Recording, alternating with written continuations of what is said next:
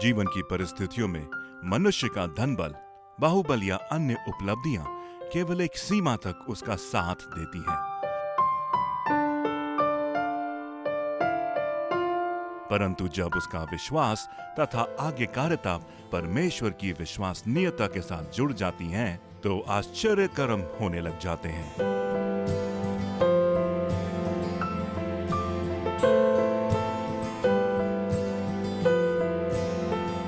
Bible एक ऐसी पुस्तक है जो जीवन की हर परिस्थिति में हमारा मार्गदर्शन करती है। बाइबल क्या कहती है?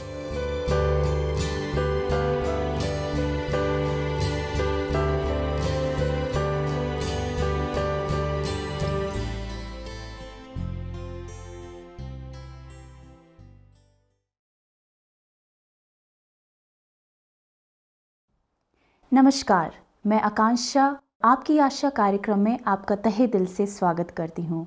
आज का विषय है बुद्धि और हम इसके बारे में जानेंगे। हमारे बीच में एक बार फिर से भाई अनुराग हैं जो हमें बुद्धि के बारे में बताएंगे। आइए हम उनसे जानते हैं। भाई अनुराग, मैं जानना चाहूँगी कि बुद्धि क्या है? ज्ञान है कि समझ है, क्या है? और बाइबल इस विषय पे क्या कहती है? धन्यवाद आकांक्षा। जो विषय आपने आज उठाया है वो बहुत ही इंटरेस्टिंग है, रुचिकर है। क्योंकि अक्सर होता क्या है कि लोग बुद्धि को, ज्ञान को और बौद्धिक क्षमता को अर्थात इंटेलिजेंस को हम लोग सब समझते हैं कि ये सारी चीज़ें एक ही हैं। बुद्धि भी वही है, ज्ञान भी वही है, हमारा जो इंटेलिजेंस लेवल है, बौद्धिक क्षमता जो है वो भी वही चीज़ है, या समझ जो है, अंडरस्टैंडिंग जिसको अंग्रेजी में शब्द इस्तेमाल किया गया है। लेकिन इस बात को समझना होगा कि ये तीनों चारों जो शब्द हैं ये अलग अलग बातों को बताते हैं। ये जरूरी नहीं है कि जो व्यक्ति ज्ञानवान है, जो जानकार है, वो व्यक्ति समझदार हो या बुद्धिमान हो। ये जरूर है कि एक मनुष्य जब पैदा होता है तो उसके पास एक बौद्धिक क्षमता होती है, एक लेवल ऑफ इंटेलिजेंस होता है, और अपने समय के साथ मेहनत करके, ज्ञान हासिल करके, इन सब परिश्रमों के द्वारा से, पुस्तकों को पढ़ करके, लोगों से मिलकर जानकारी प्राप्त करके वो अपने ज्ञान को बढ़ा सकता है। और उस ज्ञान को बढ़ाने का उसके पास बहुत सारे अवसर होते हैं, बहुत सारी अपॉर्चुनिटीज़ होती हैं। आज हम जिस समय में जी रहे हैं वो समय है सूचना क्रांति का। आज सूचना हमारे पास भरमार में उपलब्ध है। आप इंटरनेट खोलिए और आप देखेंगे कि आप इंटरनेट के अंदर लाखों करोड़ों की तादाद में जानकारी उपलब्ध है, और हम उसको बड़ी सरलता से वहाँ पर हासिल कर सकते हैं, वहाँ पढ़ सकते हैं, हम चीज़ों को समझ सकते हैं।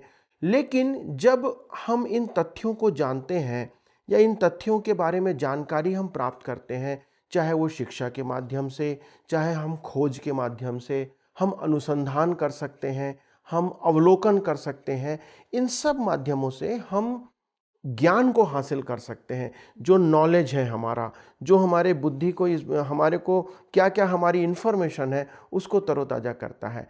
परंतु बुद्धि ऐसे प्राप्त नहीं होती। बुद्धि जो है वो इससे, ज्ञान से बिल्कुल अलग है। तो बुद्धि को हम कैसे प्राप्त कर सकते हैं? देखिए, बुद्धि को पहले ये जानना जरूरी है कि बुद्धि क्या है। जी। इस बात को बाइबल बताती है कि सत्य की खोज करना या सत्य का अनुसरण करना ही बुद्धि है। दूसरे शब्दों में यदि हम देखेंगे तो बुद्धि जो है वो ज्ञान की जो सत्यता है, जो ज्ञान हमारे पास है, उस ज्ञान की सत्यता को परखना, नैतिकता के आधार पर उसको समझना और उसको जांचने के बाद अपने दैनिक जीवन में, अपने हर एक जीवन के पहलू में उसको उपयोग करने की योग्यता जो है वो बुद्धि है। तो बुद्धि का मतलब ये होता है कि हम चीज़ों को जानते जब हैं, या हमारे पास जानकारी है, इन्फॉर्मेशन है, उस इन्फॉर्मेशन को कैसे उपयोग करना है, हमारे जीवन में कैसे लागू करना है, वो कहाँ पर हमारे जीवन में इस्तेमाल होना चाहिए, वो बुद्धि की बात है। यदि मैं थोड़े शब्दों में एक छोटा सा उदाहरण से आपको बताऊं तो हम बहुत अच्छे से इसे समझ सकते हैं। मान लीजिए कि एक बंदूक है। जी। बंदूक को बनाना जो है वो ज्ञान की बात है। नॉलेज है, लेकिन उस बंदूक को कब और कहाँ और कैसे इस्तेमाल करना है वो बुद्धि की बात है। बम को बनाना जो है वो ज्ञान की बात है, लेकिन बम को उपयोग करना है या नहीं करना है वो बुद्धि की बात है। तो ये दोनों में अलग अंतर आता है कि हमारे पास ज्ञान भले हो सकता है, लेकिन इस ज्ञान को कैसे उपयोग करना है, कहाँ उपयोग करना है, अपने जीवन में कैसे उस ज्ञान को लागू करना है, ये बुद्धि की बात होती है। तो बाइबल इस विषय पे क्या कहती है? बाइबल स्पष्ट रूप से इस बात को बताती है कि जो बुद्धि है वो ज्ञान और हमारे बौद्धिक क्षमता से बहुत ऊपर है, और ये ऊपर के स्तर की चीज हो जाती है। यदि आप नीति वचन उसका 3 और 13 को पढ़ेंगे तो वहां पर बाइबल इस बात को बताती है कि धन्य है वह पुरुष जो बुद्धि पाए। यदि सभोपदेशक 10 और 10 को आप पढ़ते हैं तो बाइबल वहां पर इस बात को बताती है कि ये बुद्धि है वो एक मनुष्य की सहायता करती है कि वो सफल होने पाए। तो यदि हमको सफलता चाहिए तो ज्ञान के साथ बुद्धि की आवश्यकता हमारे को होती है। कई बार हम स्कूल से कॉलेज से ज्ञान को प्राप्त कर लेते हैं, लेकिन वहां पे बुद्धि को हम प्राप्त नहीं कर पाते। वहीं सभोपदेशक 7 और उसका 19 हमको इस बात को बताता है कि बुद्धि जो है वो बुद्धिमान पुरुष को सामर्थ्य प्रदान करती है, उसको शक्ति प्रदान करने का काम करती है। तो ये बहुत सारे वचन हमको बाइबल के अंदर मिलते हैं जो बुद्धि के विषय में स्पष्ट रूप से बताते हैं। एक और वचन मुझको याद आता है, वो है सभोपदेशक उसका 9 और 16 वचन। आप पढ़िएगा बाइबल से। बिल्कुल। तब मैंने कहा, यद्यपि दरिद्र की बुद्धि तुच्छ समझी जाती है और उसका वचन कोई नहीं सुनता, तो भी पराक्रम से बुद्धि उत्तम है। तो बाइबल बार बार इस बात को बताती है कि जो बुद्धि है वो बहुत उत्तम है और वो ज्ञान से और इन सब चीज़ों से ऊपर है। हमारे धन संपत्ति से, जो कुछ भी हमारे पास है उनसे भी ऊपर ये बुद्धि है। और ये बुद्धि जो है इसको प्राप्त करना ही मनुष्य के लिए एक बहुत ही आदर और उच्च स्तर की बात है। तो हम बुद्धि को कैसे प्राप्त कर सकते हैं? देखिए, हमारे पास किसी भी प्रश्न का उत्तर यदि खोजना है तो हमारे पास एक ही स्टैंडर्ड बुक है और वो है बाइबल, परमेश्वर का वचन। और यही बाइबल जो है वो हमारी हर एक बातों को जानने में सहायता और अगुवाई करता है। बाइबल स्पष्ट रूप से कहती है, यदि आप नीति वचन 9 और उसका 10 पढ़ेंगे, वहां पर लिखा हुआ है कि परमेश्वर का भय मानना ही बुद्धि का आरंभ है। और उसी के आगे लिखा हुआ है, सच्चे परमेश्वर का ज्ञान रखना ही समझदारी है। तो दो बातें यहां पर आती है कि पहले परमेश्वर का भय मानना वो बुद्धि का आरंभ है, वहां से बुद्धि प्रारंभ होती है जब हम परमेश्वर का भय मानना प्रारंभ करते हैं। लेकिन हम परमेश्वर का भय कैसे मानेंगे? बिल्कुल। तो उसके लिए हमको परमेश्वर को जानना आवश्यक है। तो परमेश्वर को जानना एक समझ की बात है, अंडरस्टैंडिंग है। तो आवश्यक यह है कि हम उस परमेश्वर को पहले तो जानें, वो परमेश्वर है कौन।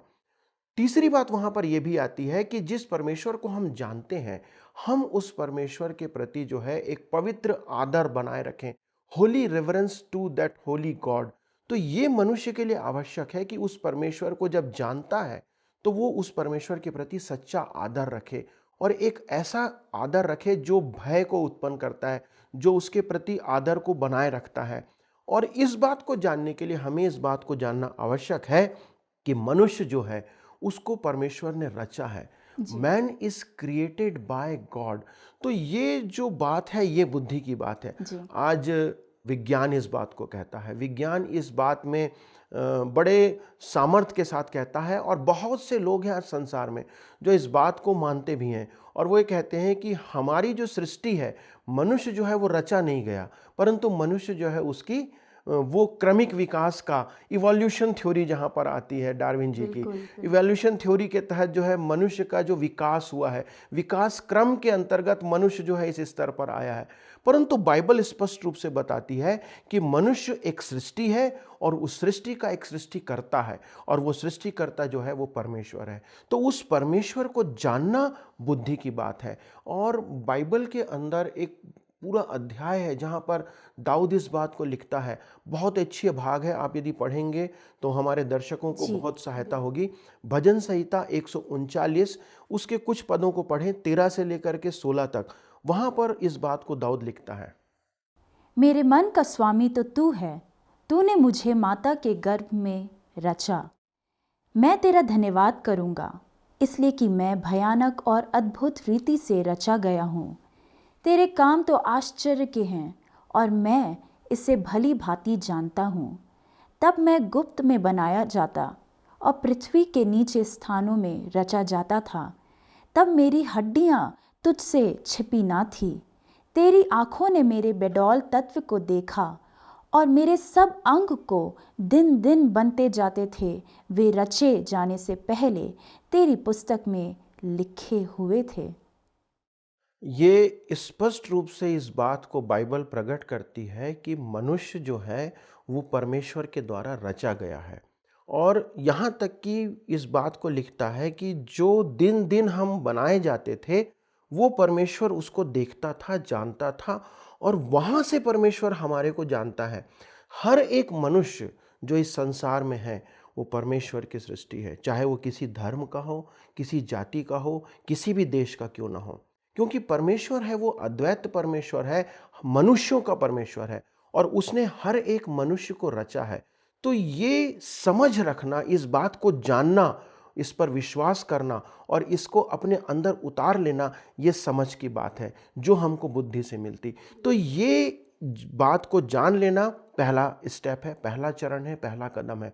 लेकिन जो दूसरा कदम आता है वो ये है कि हम जब उसको जान लेते हैं तब हम उस परमेश्वर के प्रति आदर रखें, उसके प्रति भय रखें। जैसा लिखा है कि परमेश्वर का भय मानना बुद्धि का आरंभ है, बुद्धि का मूल है। तो वहां से ये बुद्धि प्रारंभ होती है।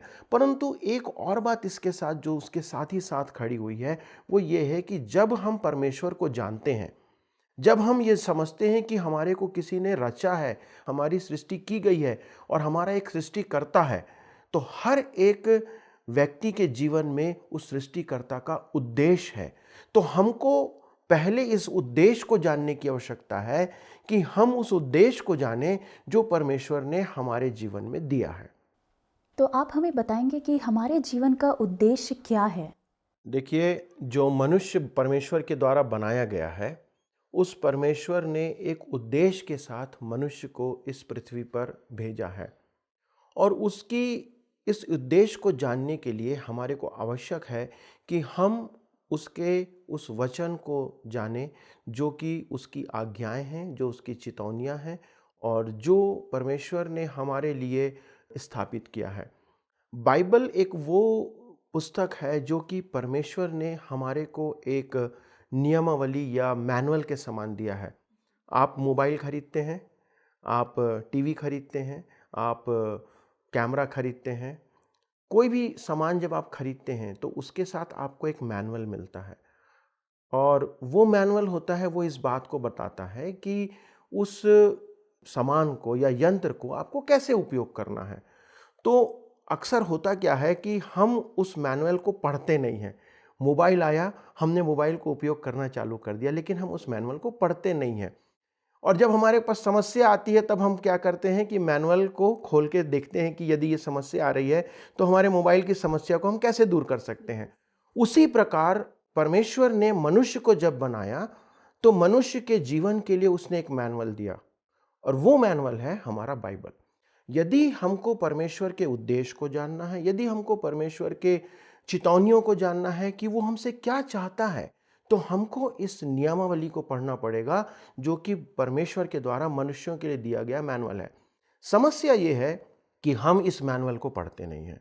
यदि हम पढ़ेंगे नहीं तो परमेश्वर की चितौनियों को, उसके उद्देश्यों को, उसकी योजनाओं को हमारे जीवन के लिए क्या है, हम नहीं जान पाएंगे।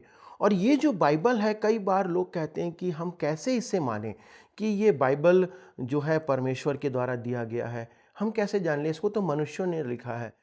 बाइबल एक ऐसी पुस्तक है जो कि 40 से ज़्यादा लोगों के द्वारा से 1600 वर्षों के दरमियान उन लोगों के द्वारा लिखी गई जो परमेश्वर की आत्मा से उभारे गए।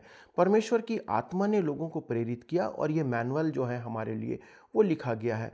तो हम जब बाइबल को पढ़ते हैं तो हम इस बात को जानते हैं कि हम कौन हैं, हम यहाँ क्यों हैं, हम कहाँ से आए हैं और हम कहाँ जाने वाले हैं। अर्थात ये कि बाइबल हमको स्पष्ट रूप से बताती है कि हम कौन हैं, हमारा अस्तित्व क्या है, हम कहाँ से आए हैं और किसने हमको भेजा है, किस कारण से हमको भेजा है और हमारा भविष्य क्या होने वाला है। लोग आज भविष्य को जानने के लिए बहुत चिंतित रहते हैं कि मेरा भविष्य क्या होगा। रोज पेपर में हम राशिफल पढ़ते हैं। लोग बड़े बड़े आजकल टैरो कार्ड्स आ गए हैं, कई अंगूठियां पहनते हैं, विभिन्न प्रकार के लोग काम करते हैं सिर्फ इस बात को जानने के लिए कि हमारा भविष्य क्या होगा, हमारा भविष्य में क्या होने वाला है। लेकिन बाइबल हमारे पास है जो स्पष्ट रूप से हमें परमेश्वर की चेतावनियां देती है, और इस बात को जानना ही जो है वो बुद्धि है कि हम परमेश्वर को जानें, उसकी समझ रखें, उसका आदर करें और उसका भय माने। तो बाइबल हमको जो बताती है मुख्य बात, हमको उस बात को ध्यान करना है। जब हम उद्देश्य की बात करते हैं, हमारे जीवन में क्या उद्देश्य है, बाइबल इस बात को स्पष्ट रूप से बताती है कि जो मनुष्य है वो परमेश्वर के द्वारा से रचा गया। ये भी बताती है बाइबल कि मनुष्य के अंदर पाप का स्वभाव है। ये भी बाइबल बताती है कि मनुष्य के अंदर कैसे पाप आया और इस पाप के द्वारा से कैसे मनुष्य परमेश्वर से अलग हो गया। किस प्रकार से जब मनुष्य परमेश्वर से अलग हो गया तो परमेश्वर ने योजना बनाई कि मनुष्य से फिर मुलाकात करे, और उस योजना के तहत परमेश्वर ने इस बात को भी स्थापित किया कि मनुष्य के लिए उसने एक बलिदान दिया प्रभु यीशु मसीह के द्वारा। और जब प्रभु यीशु मसीह को उसने दिया तो उसके बलिदान के द्वारा, उसके पवित्र बलिदान के द्वारा उसने इस बात को स्थापित किया कि मनुष्य प्रभु यीशु मसीह के बलिदान के द्वारा परमेश्वर से मुलाकात कर सकता है, मेल कर सकता है। परमेश्वर के उस बलिदान के द्वारा मनुष्य का पाप जो है वो क्षमा किया जा सकता है, क्योंकि परमेश्वर पवित्र है और मनुष्य पापी है। एक मनुष्य जो पैदा होता है वो पाप की दशा में पैदा होता है, पापी हालत में पैदा होता है। क्यों? क्योंकि हमारे अंदर पाप का स्वभाव है। यदि आप एक बच्चे को जंगल में छोड़ दें या ऐसे स्थान पे रखें जहां पर वो किसी मनुष्य के संपर्क में ना आए, ना वो अच्छी चीजें सीखे ना वो बुरी चीजें सीखे, तब भी आप ये देखेंगे कि उस बच्चे के अंदर जब वो बड़ा होगा तो उसके अंदर पाप का स्वभाव निर्मित होगा। वो लड़ाई झगड़ा करना, वो द्वेष करना, वो लोगों से घृणा करना, वो अपने आप उसके अंदर डेवलप हो जाएगा। क्यों? क्योंकि वो पाप का स्वभाव हमारे अंदर है जो बचपन से हम लेके आते हैं। और मनुष्य जो है उस पाप से छुटकारा अपने आप से नहीं पा सकता, चाहे मनुष्य कितना भी प्रयास क्यों ना कर ले। मनुष्य अपने प्रयासों से, अपनी योजनाओं से, अपने कार्यों से, अपने शरीर को तकलीफ देके, कोई भी काम करके मनुष्य उस पाप को और पापी जीवन को अपने से अलग नहीं कर सकता।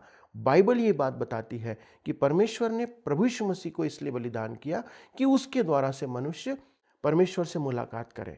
और ये भी बाइबल बताती है कि हम प्रभु यीशु मसीह पर विश्वास करने के द्वारा से, परमेश्वर के अनुग्रह से, उसके लहू के द्वारा से हमें छुटकारा मिल सकता है। बाइबल स्पष्ट रूप से बताती है कि परमेश्वर के अनुग्रह के द्वारा ही हमारा उद्धार विश्वास करने से हुआ है। पौलुस जो है इस बात को अपनी पत्रियों के अंदर लिखता है।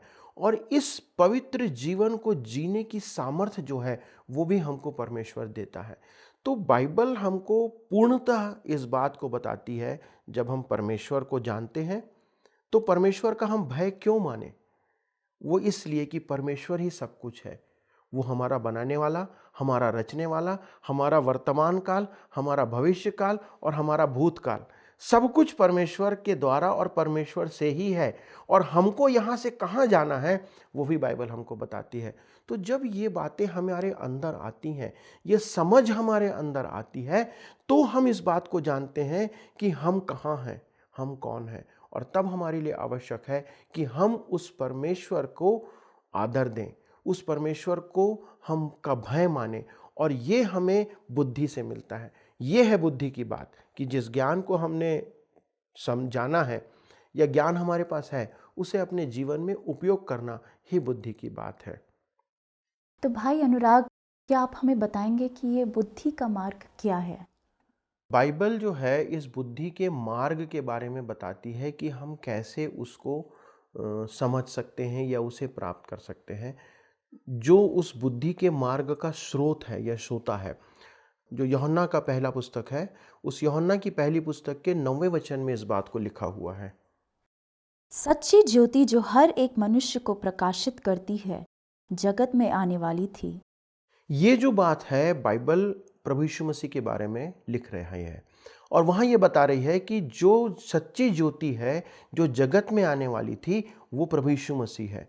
और उसी के विषय में ये बाइबल कहती है कि हमको उसको ग्रहण करने की आवश्यकता है। यदि उसके आगे आप पढ़ेंगे यूहन्ना 1 और उसके 12, वहाँ पर लिखा हुआ है कि जितनों ने उसे ग्रहण किया, उसने उन्हें अपनी संतान होने का अधिकार दिया। तो जब हम प्रभु यीशु मसीह को, जो सच्ची ज्योति है, उसको जब हम ग्रहण करते हैं, तब हम परमेश्वर को ग्रहण करते हैं। तो ये एक बात है जो बाइबल हमसे उम्मीद करती है, एक्सपेक्ट करती है कि हम ना केवल उसे जानें, परंतु जानने के बाद हम उसे ग्रहण करें। और ये जानना और ग्रहण करना, ये बुद्धि की बात है। आज बहुत से लोग जो हैं प्रभु यीशु मसीह को जानते हैं। बहुत से लोग प्रभु यीशु मसीह को एक सिद्ध पुरुष के रूप में जानते हैं। बहुत से लोग प्रभु यीशु मसीह को एक मसीहों का एक ईश्वर के रूप में जानते हैं, एक आदर्श पुरुष के रूप में जानते हैं। लेकिन क्या हम प्रभु यीशु मसीह को एक उद्धारकर्ता के रूप में जानते हैं? ये बुद्धि की बात है। एक वचन जो पौलुस लिखता है कुलुस्सियों की पत्री 2 अध्याय और उसका 3 वचन, जिसमें बुद्धि और ज्ञान के सारे भंडार छिपे हुए हैं। ये मैं इसलिए कहता हूँ कि कोई मनुष्य तुम्हें लुभाने वाली बातों से धोखा ना दे। पौलुस इस बात को लिख रहा है कि बुद्धि के ज्ञान और भंडार जो हैं वो प्रभु यीशु मसीह में छुपे हुए हैं। लेकिन जो ज्ञान की बात हम करते हैं तो हमको संसार से जो ज्ञान मिलता है, ये संसार का ज्ञान जो है और पाप में गिरा हुआ मनुष्य उस सृष्टिकर्ता परमेश्वर को और उस सृष्टिकर्ता परमेश्वर के पुत्र प्रभु यीशु मसीह को नहीं जान सकता। पहला कुरिन्थी उसका 1 अध्याय और 21 वचन इस बात को स्पष्ट रूप से बताता है कि संसार के ज्ञान से हम प्रभु यीशु मसीह को ग्रहण नहीं कर सकते। उसके लिए हमको ऊपर का ज्ञान चाहिए, उसके लिए हमको परमेश्वर का ज्ञान चाहिए, उसके लिए हमको परमेश्वर के द्वारा दी गई बुद्धि चाहिए। और ये बुद्धि हमको कब आएगी? जब हम उसका भय मानेंगे, जब हम उसका आदर करेंगे। तो ये बात हमको बताती है कि ना केवल हमको इन बातों को जानना है, परंतु इसको हमें अपने जीवन में ग्रहण करना है। दानियल की पुस्तक 2 अध्याय 20वां वचन इस बात को कहता है कि बुद्धि और पराक्रम उसी परमेश्वर के द्वारा से हमको मिलते हैं। तो ये जो बुद्धि और पराक्रम है, ये हमको परमेश्वर देता है।